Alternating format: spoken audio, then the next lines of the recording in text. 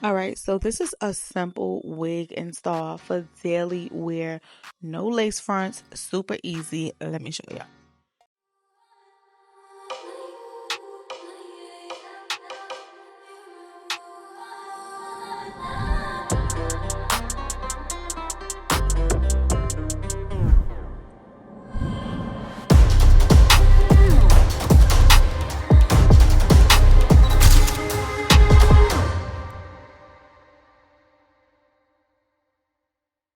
All right, so this wig is Shinlea. It's a 26-inch wig. Well, Shinlea is the brand.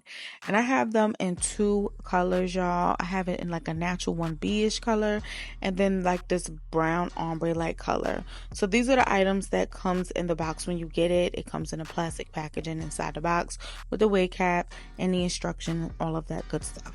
So this one is actually my favorite. I thought I was going to like the 1B the most. But anyways, it comes with these beautiful wavy like curls. As you can see, it has darker roots.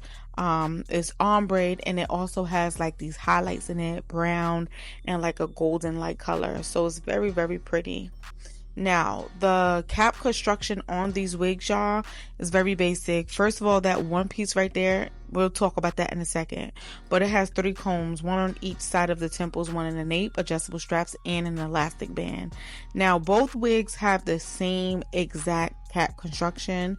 So there's no need for me to show it twice. But that middle parting space area right here, y'all, that's all we have to work with. We don't have a front tool.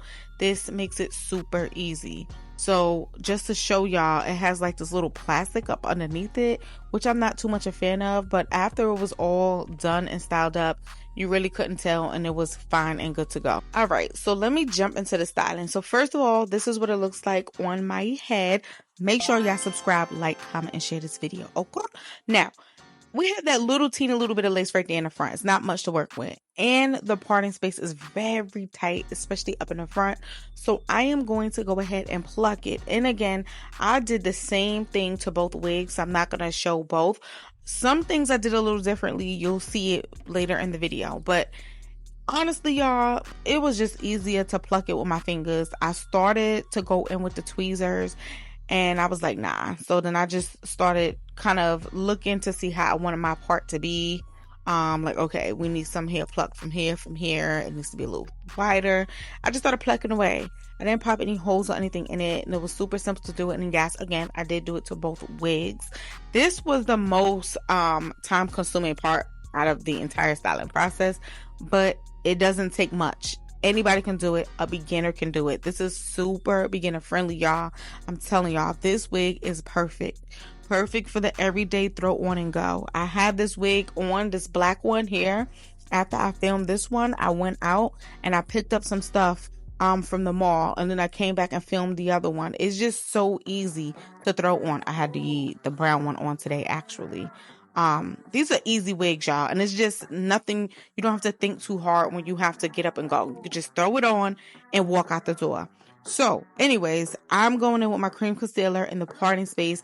Now that parting space looks very white because they have like this plastic stuff up under it. They're trying to create like some type of faux scalp. So it's like plastic up under lace, something like that, something of that sort, y'all. I'm not too much a fan of it, but it didn't really look crazy. It actually looked pretty decent. I might have to say so myself. In the past I've experienced something like that, and it was kind of hard to put makeup on it because it wouldn't stick because it was too slippery, if that makes sense. But I didn't have that issue this time. And then I added some powder, some transparent powder to set it so it's not smudging around. Usually I do go in with a color palette powder, but it broke, so this is what I'm using today. And then I'm going to set that with my setting spray to make sure that I'm getting rid of the powdery look, the cakiness, and all of that type of stuff. Now, keeping in mind, we only have a part. We don't have a frontal, which I'm okay with. I'm going to sleek back a little bit at baby edges that I do have, so that way if the wind blows or something, I'm looking decent up under it. But also, later on, you will see me pinning some hair across the hairline anyway to kind of disguise that part as well, but we're not focused on that right now. So I did cut off some extra little pieces that I saw that I missed during the initial cut, just to clean it up a little bit, y'all. So what I'm going to do now is start the final touches. I'm going to go in with this Isha Melt and Lace wig spray. And this is just to get that.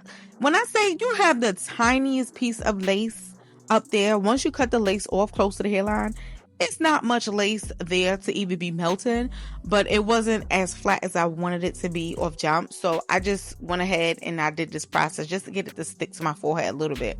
However, days following, I did not lay it down at all. I just put my wig grip on, put the wig on and left. I don't got time for it. This is literally a throw on and go. And I did test it because it did say it was heat safe, but it didn't mention what temperature it can go up to on the instruction booklet. So I was just testing that one little piece to make sure it was going to melt on anything, and it did not melt. So I am super pleased with the wig so far. Now, the wig is, I said it already, is beginner friendly, is easy to style. Once you go through the process and do all of this stuff the first time, you don't have to keep doing it the next time. Once you take the wig off and you want to put it back on tomorrow, all you have to do is just put the wig on, like literally, and just walk out the door. So I did put a scarf on and sat for 10 minutes for it to kind of mold. But for the second wig, y'all, this is where it starts to get a little bit different.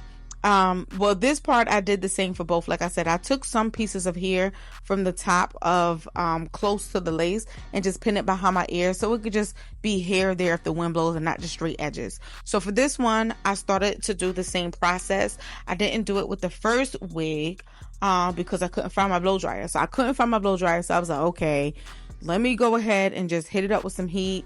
And then I'm just going to go ahead and put the scarf on, let it sit for 10 minutes again. But then I found my blow dryer. So what I really like to do is put the mousse and then just use the blow dryer to mold it. That eliminates waiting around, sitting around, and having to use the hot comb. Now, hold up. Jumping into Shinlea's hairbrush. So they have a hairbrush that is ventilated. I really like it. At first, I didn't think I would have any use for it. But surprisingly, it actually is very helpful. So first of all, for the black unit, y'all, all I did was use the brush to brush out the hair a little bit, fluff it out, get some of the ringlets out, loosen it up, get the tangles out. Now, I'm going to say and be honest, because y'all know I keep it real, the hair is a little bit tangly. It's definitely a bit tangly. It's long, it's silky, it's curly. So tangles are going to be expected. I didn't do anything special with this unit besides just brushing out the wig because I want y'all to see a difference with what I'm about to do with the brown one. So with the brown one, I actually used the brush and the ventilated hose in it to go ahead and brush and blow dry at the same time. So with this brush, you do have some control over where you want the heat to be. If you don't want the heat that close or that direct on the wig, you have that control because they're separate. Now, as you can see, one side was still very tightly coiled. It does loosen up the hair and it does release a lot of tangles and the hair is feeling much softer. So I do recommend doing this. Honestly, I'm going to end up doing it to both. So this is what the brown wig came out looking like. Very pretty, looser waves. This one is tighter waves, tighter curls. So this is what the back of the brown one looks like. Very pretty, y'all. I'm in love with this. And this wig is just beautiful. Beautiful. If you are looking for some color, but you don't want to do too much, definitely try this one out. I will recommend you getting this one, okay? Unless you scared, then you can stick to this little natural color right here. Ain't nothing wrong with that, okay? But you can see the difference. It's just a tighter curl because I didn't add the heat to it, but it is still a little bit more tanglier than the brown. The brown one doesn't feel tangled as much as the black one does. So yeah, that's just my 2 cents. Go ahead and hit it up with some heat and it'll definitely help you out. But that is it, y'all. You can find these on my Amazon storefront. The link is in the description box. Thank you so much for watching. I've been caught the ladder, but am I really a giver? If I don't give to myself, don't take care of my health, care for everyone else, I usually give away my best, but getting to this reset